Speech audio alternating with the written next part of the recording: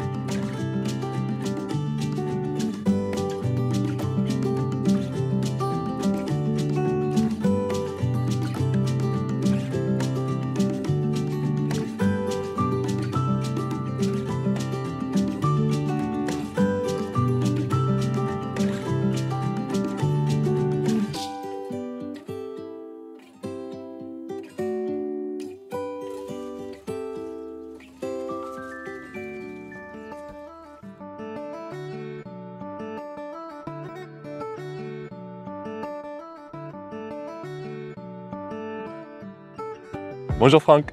Salut Olivier. Tu vas bien? Ça va, ça va.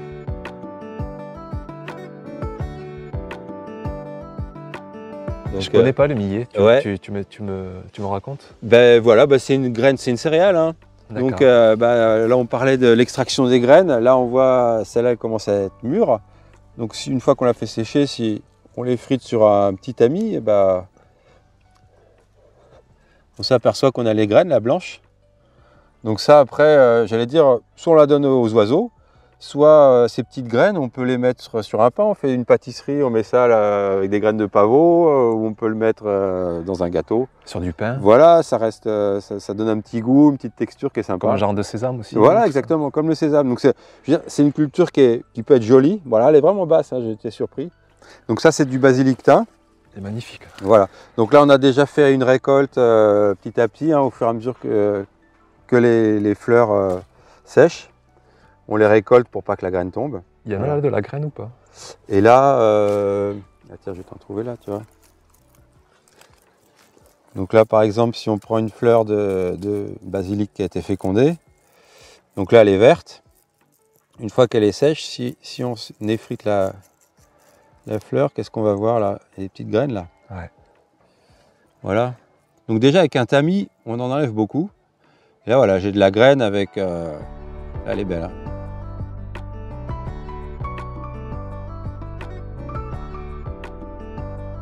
De te voir au boulot là presque, tu es tout seul à travailler? Voilà, non, on est deux. Ouais, on est deux, déjà on a plusieurs activités. Oui. Donc voilà, avec ma compagne, on s'occupe de l'ensemble du jardin. Donc, voilà. Mais bon, c'est surtout moi qui m'occupe du jardin, j'ai peut-être plus la fibre, elle est plus sur les chevaux. Mais après, il y a beaucoup de choses qu'on fait ensemble, bah, notamment quand on travaille avec les chevaux, souvent on le fait à deux. Pour la traction animale, hein, voilà. On n'a pas trop parlé, c'est vrai, mais Voilà, on fait l'entretien, du désherbage, de la mise en forme aussi. C'est-à-dire qu'on travaille, on fait des sortes de petites buttes, ça fait des lignes. L'avantage, c'est d'abord d'avoir des espaces, des lignes régulières qui font à peu près 50 cm. Et comme on a des grandes longueurs, bah, c'est quand même plus simple que d'avoir des cordeaux à tirer, tout ça. Okay. Tu as un temps de travail que tu estimes raisonnable, ça va?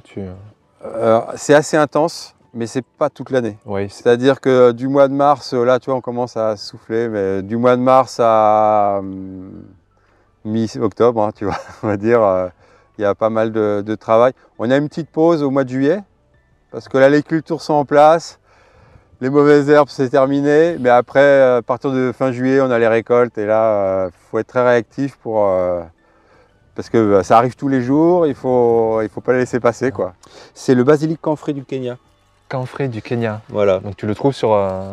Il est à Graines del País. Voilà. Sous cette dénomination. Exactement.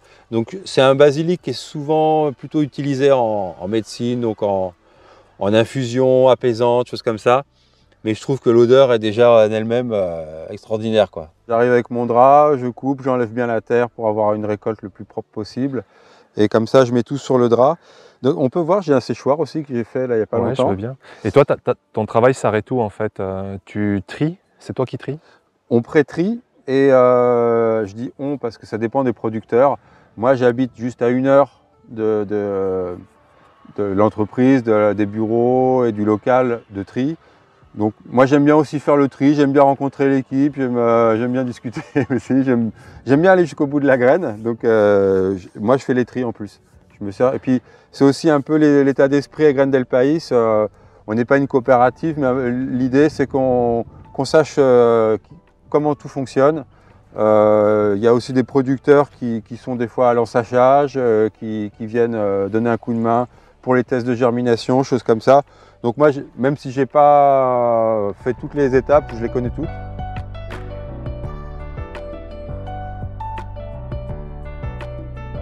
Alors tu sais, je pense que tu vas un peu me contredire sur ce coup parce que souvent des jardiniers me disent « mais pourquoi tu ne fais pas toutes tes semences ?» Chose à laquelle je réponds, ben, c'est du savoir-faire, c'est du temps, c'est de la passion, c'est de l'attention, c'est des techniques. Et moi, je suis déjà jardinier, j'en suis fier. Et toi, c'est vrai qu'on en discutait encore tout à l'heure, tu me dis, mais lâchez-vous, quoi, faites vos semences, presque c'est facile. Oui, bah, je pense que pour la majorité des semences, il faut se décomplexer. On peut faire, il y a beaucoup de choses qui ne se croisent pas déjà. Il y a souvent des croyances comme quoi, ouais, j'ai 2 pieds de tomates, comment je vais faire? À moins qu'ils soient vraiment collés, Ouais. il y a vraiment très peu de chances qu'ils se croisent. On appelle allogame, je crois, autogame. Voilà, ouais, c'est autogame. Bon, chez nous, on n'a pas les insectes ou la forme de la fleur de la majorité des plants de tomates va pas favoriser ces croisements, quoi. Ça peut arriver, mais à la limite, une bonne surprise Ouais. et c'est jamais désagréable non plus. Donc genre là, les poivrons, bah, voilà, tu en gardes un, Voilà, exactement, hein. Il suffit de, on voit une belle plante, on voit un beau poivron, on le laisse bien rougir à maturité, on ouvre, on récupère les belles graines, on les fait sécher à l'ombre sur une petite assiette et l'année prochaine, on a nos graines de poivron. Ouais, c'est déjà des clés un petit peu de réussite que tu dis. Donc tu l'ouvres, tu les fais sécher à l'ombre pour pas qu'elles grillent ou qu'elles Voilà, prennent trop de chaud. éviter les chocs thermiques. Ouais. Et après, pour les stocker, pour les conserver, c'est pareil, c'est tout un métier ça. Mais après, les stocker dans un petit sachet en papier, une petite enveloppe. Je pense qu'on peut faire ça aussi avec les fleurs, hein, quand on garde les fleurs fanées, on récupère les graines. Enfin, c'est des choses. Ok, donc tu es en train de dire que j'ai aucune excuse à pas faire mes semences en fait. Pour beaucoup de semences. Après, je peux comprendre si tu as 3 pieds de courgettes différentes, Ouais. ils vont se croiser. Ou alors, tu te lèves très tôt le matin et tu vas féconder la fleur. C'est compliqué. Ça devient plus compliqué. Comment tu fais sur des courges ou... Alors ça, précisément, on s'arrange toujours là au sein de l'établissement où on produit les graines à Grainel Pays. On se partage donc les semences pour pas avoir des graines qui s'hybrident. Sinon, il y a des différents systèmes. Soit on peut les isoler avec des filets. J'évite parce qu'en plus on est dans une région venteuse, c'est souvent assez compliqué. Mais ça peut se faire pour un petit filet autour de poivrons, aubergines, et on peut se permettre de faire Ce sont des filets de quel genre pour c'est ce qu'on appelle insecte-proof, c'est des filets très fins, on pourra peut-être en regarder tout à l'heure. Qui empêchent les pollinisateurs de... Voilà, c'est ça. Ok. Il y a simplement l'éloignement, il y a des variétés qui suffit de quelques dizaines de mètres pour éviter que le vent vraiment porte le pollen. Mais moi j'essaye surtout soit de les éloigner avec des parcelles. J'ai des parcelles qui sont de l'autre côté du ruisseau, j'en ai une troisième qui est à l'entrée du village. Donc avec la végétation ici, ça fait quand même des grosses barrières pour les pollinisateurs. Et je décale aussi les semis dans le temps. Okay. Par exemple, cette année, j'ai fait plusieurs variétés de maïs au même endroit. Mais voilà, il y en a un que je vais semer début avril et puis un autre que je vais semer début juin. Du coup, la pollinisation va pas pouvoir se croiser.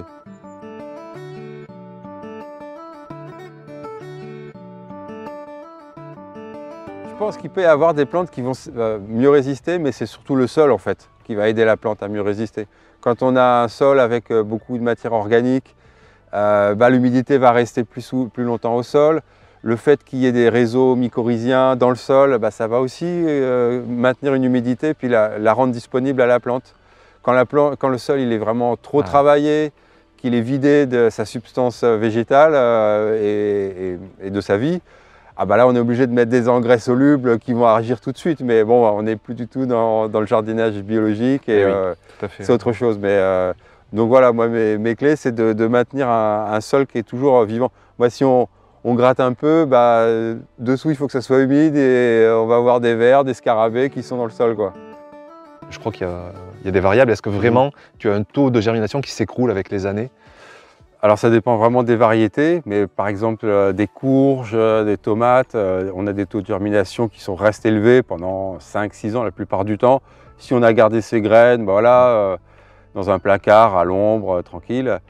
Et il y a certaines plantes, comme le panais, qui vont durer 1 an. 1 an? Ouais, là on en fait tous les ans, des graines de panais, donc faut avoir vraiment de la semence fraîche. Des semences de salade, ça va être 3-4 ans maximum. Et les champions de la conservation, c'est qui? Ouais, je pense les champions, là, cette année, j'ai semé des graines de tomates qui avaient 11 ans. Ouais, j'ai eu un très faible taux de germination, mais j'en ai eu, que c'était un vieux paquet. Je me dis, je vais les récupérer, celle-là, et ça a marché. Donc il y a quelques graines qui marchent bien. Il y a notamment l'oignon, c'est la graine de Sitou, l'oignon de Sitou. Là, ça fait assez longtemps que je le produis et cette année, j'ai fait un essai avec des oignons, des Cévennes, le Sénol.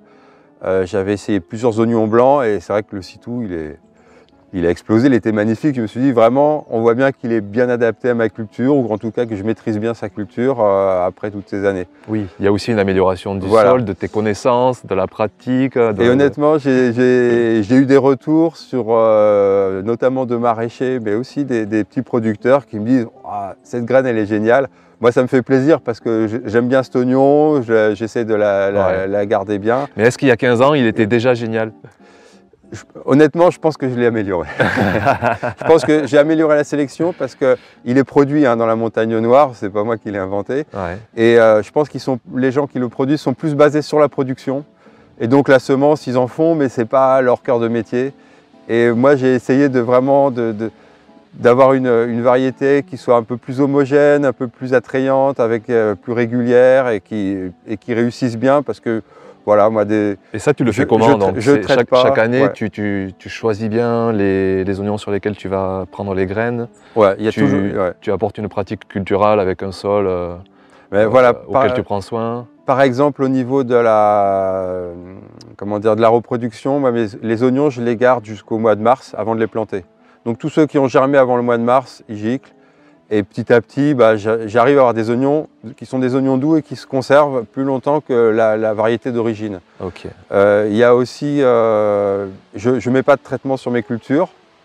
Ou alors vraiment, ça a pu m'arriver si vraiment au mois de juin, on a vraiment énormément d'humidité, je vais mettre des fois du soufre. Je mets aussi, je privilégie quand même les purins de prêle, les choses comme ça qui marchent assez bien si on le fait à temps. Et malgré ça, il y a quand même des oignons qui vont, au stade floraison, qui vont mourir et qui vont être sensibles aux maladies. Donc petit à petit, je sélectionne ceux qui ont résisté.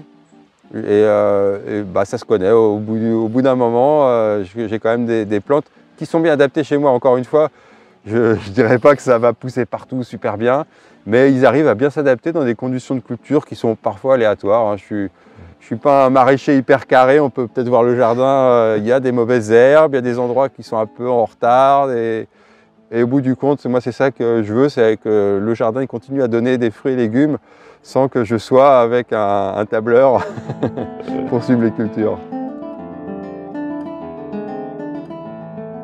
Pour des amateurs qui veulent faire leurs graines, est-ce que tu as des critères transculturels, quelle que soit la culture? Est-ce qu'il y a des critères clés à respecter pour espérer prélever des bonnes graines?